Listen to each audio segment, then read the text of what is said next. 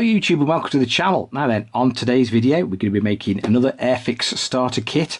I'm not going to lie to you guys, I really enjoyed myself making that little jet provost. And these little starter kits, I think they're cheap at the moment at some UK supermarkets, Lidl and Aldi. They can basically contain everything you need to make the model inside, so it's literally no stress. Sit down, start painting, assemble, bish bash bosh. I mean, no wonder they give these things to veterans and people with PTSD and mental health issues, because it's so relaxing. If you suffer from stress or anxiety, go and buy yourself a model kit, sit there, and I tell you what, the stress and mither will just wash away. I can't recommend it highly enough. Anyway, what have we got today? Well, we've got the Sherman Firefly. Now, I don't usually make armour, or I didn't do in the past when I was a kid, but I thought I fancied this. It's supposed to be new tooling from Airfix as well, so I'm expecting a nice crisply moulded model kit. Now, the Sherman Firefly, I believe, it's obviously a Sherman M4 chassis, but it had a British 17-pounder anti-tank gun stuck on the top of it. And I believe at the time, when it came out, it was the only British tank that, well, say British, it's not American chassis, British tank that could reliably destroy tigers and panthers. And so much so, actually, that I believe the actual German tank crews and anti-tank crews were told to prioritise the destruction of Fireflies because they were so good at penetrating the larger German armour. That's a little bit of history. Anyway, enough of the waffle. Let's crack the old box open and see what delights await us inside. Let's get rid of that here. Right then, what have we got? We've got our, if I can pick it up, Humbrol number 2 Airfix. These brushes are quite good actually. We've got our destructions, as usual. We've got a little set of transfers. There's not many on that, but I don't suppose tanks really had that many markings on them. Like I say, our instructions. Now, if I remember rightly, in the Provost, these are a lot better than the old instructions I remember. So they're quite comprehensive, quite detailed, and they also give you a little colour diagram on each to tell you which colour the parts have got to be. And we've also got the kit itself. Now, the thing I like about this, or the thing that caught my eye, is the scale 1/72. So if you want a diorama and you want to put your aircraft in with it as well, they're all the same scale, so it won't look odd. I remember when I used to build Matchbox kits, their vehicle dioramas were a different scale, so they always looked slightly odd next to the aircraft. But Airfix, they're all 1/72, so big thumbs up from them. So anyway, this all looks very crisply moulded. I must admit, this does look like new tooling. But we'll get it out of the bag and have a quick look. So first impressions of the sprues, everything looks very clean and well moulded. There's a nice amount of detail and everything. So it looks as though it's going to go together really well. Fingers crossed. We've also got some paints in the box, as well as a tube of poly cement. Now, I'm in two minds whether I want to use poly cement, because I'm a big fan of using super glue actually. I haven't got the patience, I know it sounds a bit daft, if making models, but I haven't really got the patience to wait for half the time for the cement to dry, so I might just use super glue, see how I'm feeling. But I'm going to try and use, like same as the last video, I'm going to use everything out of the box. This is no stress modelling, this is everything out of the box. I'm not going to worry about anything else, and we'll put some, I might even try and put some wash, some weathering on it using what we've got. So anyway, let's crack on, let's get this thing painted. Now, before I start painting these, I'm not going to make the same mistake as I did on the Provost. I'm going to quickly just give them a quick rinse in some soapy water, just to get rid of any releasing agent or oils that might be on the parts themselves. So that's all the sprues washed and dried. I've also mixed the paint thoroughly. It's very important to do that, because a lot of the time these things have sat, you don't know, for God knows how long, and in this case most of the pigment was actually at the bottom of the pot, so I give it a good stir around. Anyway, let's continue and let's start painting this thing.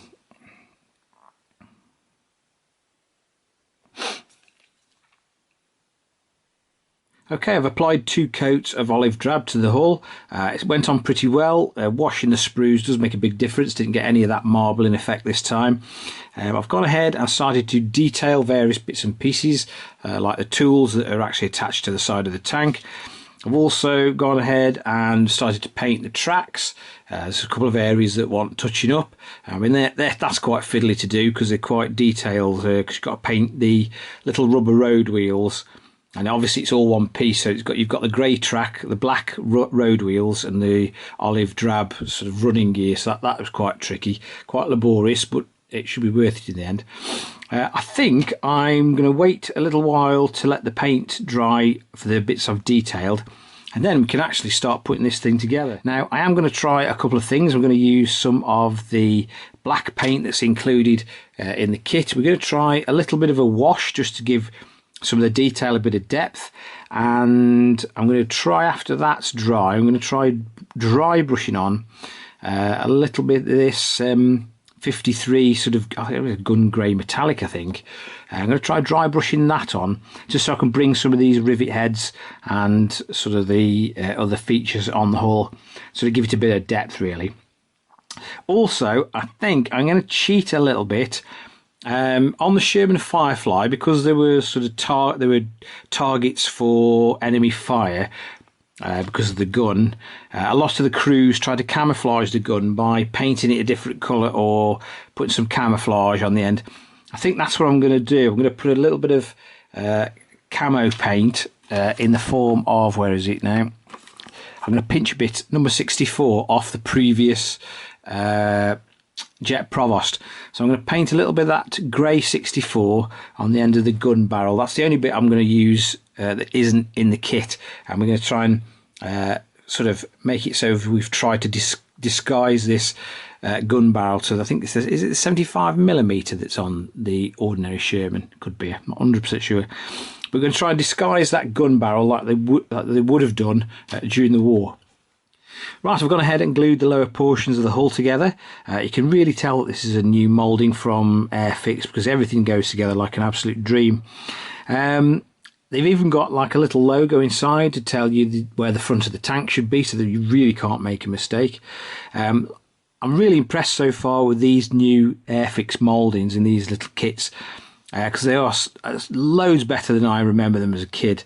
I remember making a few Airfix kits as a kid and they were just atrocious, but these go together really nice. And I think you can actually make a decent job of it with just the bits and pieces in the box, really. You don't need any filler or anything like that, because the parts just fit. Anyway, I'm going to let that dry for a bit, and then we're going to start removing the tracks. We've got to glue the tracks on, and we've got to remove the top half of the hull and put the various bits of furniture on that. So I'm going to go ahead, remove all these from the sprues, let that dry, and then we'll carry on. Okay, last night I went ahead and glued the tracks to the lower portion of the hull. I did make a little bit of a boo-boo in the fact that I was a bit enthusiastic with the sanding and did actually sand some of the track detail off by mistake, but it's pretty much restricted to the underneath of the track, so you don't really see it, to be honest. I've put the bits and pieces on the upper portion of the hull, the little exhausts, the lifting hooks. Incidentally, the lifting hooks, if we go on the instructions here, the lifting hooks and the front lights, they just literally pop into the bottom of the underneath of the top portion of the hull, and they're a superb fit. They just pop straight in. You put a dab of glue on and that's it, job's good. And I have run into my first real issue with this kit though, is that when I'm just matching up the top portion of the hull to the lower portion of the hull, I've ended up with a gap here, quite a large gap. Now ordinarily I would have just put some filler in there, give it a little light sanding and then painted over it, and jobs are good. But because I'm trying to use just what comes in the kit, I'm a little bit unsure as to what to fill that gap with. It fits really well at the back, so unless it's something I've done, I don't know, but like I say, I've ended up with it's like a millimetre and a half gap. So I think what I'm going to try and do is fill it with paint and see how I get on. Fill it with the same colour paint, it might be okay. But I'll go ahead, we'll do that, see what that ends up like, touch up these little areas where I've had to sand the sprue marks off, and then we can start on the turret. Right, then this is where we're at. I have in fact managed to fill that gap in the front hull with paint, believe it or not. I just kept applying gobs of paint in there, trying not to get it anywhere else, and it has eventually filled that gap, so it doesn't look too bad actually. The great thing about this acrylic paint is it does dry pretty quick, so you can get that. It didn't take as long as I thought it would to get it filled. I've just gone around the rest of the model and touched up various areas where I've sanded, so that's looking pretty good at the moment. Nice amount of detail on there. I've started the turret now. I have dropped a bit of a bollock with this one. Is one of the last things you should do is put the other half of the muzzle brake on. I jumped the gun a bit, no pun intended, and I stuck it on before attaching the mantlet, and unfortunately the reason why they have two halves of the muzzle brake is so that you can get the mantlet over the end. Because I've stuck the two halves together, I can't get the mantlet on, so I've had to sand or file the mantlet out so it'll actually fit over the muzzle brake. So if you are doing one of these kits, do yourself a favour and read the instructions like I didn't. So that's where we're at the moment. I have actually, like I said, I've cheated slightly. I bet you can't see there, but I've put some grey paint on the barrel of the gun just to make it so they're trying to disguise the fact that this is a Firefly. All I've got to do now is I've sort of glued the barrel in, etc., and the little bracket that holds it in. I've got to put the bottom of the turret on, and there's a couple of bits of turret furniture we've got to attach, and then that's pretty much it for that section. Right, and there's the turret complete. I've put the turret ring on the bottom, I've put the commander's hatch on and a little antenna on the back. The mantlet proved a bit of a pain in the arse because I forgot to I basically jumped a step and put the two halves of the muzzle brake on, so I couldn't get the mantlet on, so I ended up having to file it out, which made it too big, and then it all went Pete Tong from there really. But anyway, it's done, the gun moves and everything, so I'm happy about that. So that's pretty much all the constructional phase done. It actually now slots nicely onto the hull there. So there we go, we're on Sherman Firefly. Now all we've got to do now is put the transfers on. I'm actually going to weather this a bit before we do that. Hopefully I'm going to use a bit of the black where is it, matte black paint that came with the kit. I'm going to try and make a very thin solution up. We're going to paint it on various bits and pieces just so we can get some of this nice you can't really tell it, just so we can get some of this nice detail to stand out, and perhaps dry brush a bit of the track silver on as well to various bits and pieces just to make things stand out. But so far it's actually made a really decent model, this has. But anyway, I'm going to wait till the morning, let everything else dry because it's still a little bit wet in places, and then we're going to put the finishing touches to this. So I've let that dry overnight, and what we're going to attempt to do now is do a bit of a black wash to try and bring out some of the detail on the tank. Now I've mixed some of the black acrylic paint with some water, so we've got like a thin solution. It's a bit like watercolours, to be honest. So, but hopefully, I'm guessing really at the amounts, but hopefully it'll be enough to bring out the detail, but not enough to make it look like a mess, basically. So anyway, let's go and try it. Which bit should we do first? Let's try a bit on here. Now, like I say, I'm absolutely 100% guessing with this, so I could ruin it at this point, but here goes. So you want most of it off the brush, really, and just sort of dab it on into various areas. Now, this does look very dark, so I wonder if might be able to wipe some of it off. It is actually by capillary effect going into the various cracks and crevices really, which is what we want. I'll keep painting this and see how we get on, see what it looks like. Right then, this is where we're at. Now then, I did get a little bit carried away and I've actually finished the thing. But I'm going to describe to you what I did. After the black wash, which proved really effective actually, I'm quite surprised. It just sort of toned down the original olive drab colour, but did make it look really dirty actually, and just it gets into all the little cracks and crevices and just brings out the detail. I then decided to use the, I think it's gunmetal colour for the tracks, number 53. I just dry brushed that onto some of the detail. I did overdo it in places, but I corrected it by using some of the olive drab again. But I dry brushed some of the gunmetal colour onto various portions of the tank, so the corners, the hatches, etc. And again, that brought out all the detail. It really did a good job actually.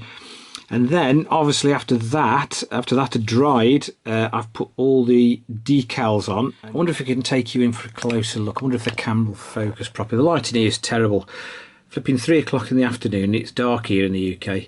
But there we go, a closer look at the tank. As you can see, that bit of weathering has really made all the difference, I think. I mean, considering that we've literally only used the contents of the box, I think this is made a really nice model. If I could do something about a little bit of a glare off some of these transfers, that's the only thing really that detracts from it. But like I say, considering that we've only literally used the paints out of the box, I think it's turned out really well. So then, in conclusion, would I recommend Airfix's Sherman Firefly Starter Set to anyone? And I'm going to say absolutely yes. I mean, everything you need to make a decent job of this is included in the box. You don't need to go and buy anything else, hence the attraction of these little starter sets. I was quite surprised how well it turned out, given that we've literally only used the paints that are included, and they're acrylic paints, which I've never been a massive fan of. Everything fits and goes together nice. This is a new moulding from Airfix, so there's no real flash or no mismatched parts or anything like that. So the build side of it was pretty straightforward, and you just end up with a decent little model really. And it was fun and entertaining to build. What can I say? And of course, I'll leave a link in the description to where you can get this kit from. If you do, don't forget to save your flying hours up and send them off to Models for Heroes. I'll link in the description to them as well. They're basically a charity that supplies modelling equipment to veterans and our emergency service personnel to combat mental health issues. So it's definitely a good cause. As ever, if you've enjoyed this video and you found it of some use and interest, please give it a big thumbs up. And if you're feeling that way inclined, hit that subscribe button for more similar future content. Thanks for watching, guys, and I'll catch you again very, very soon.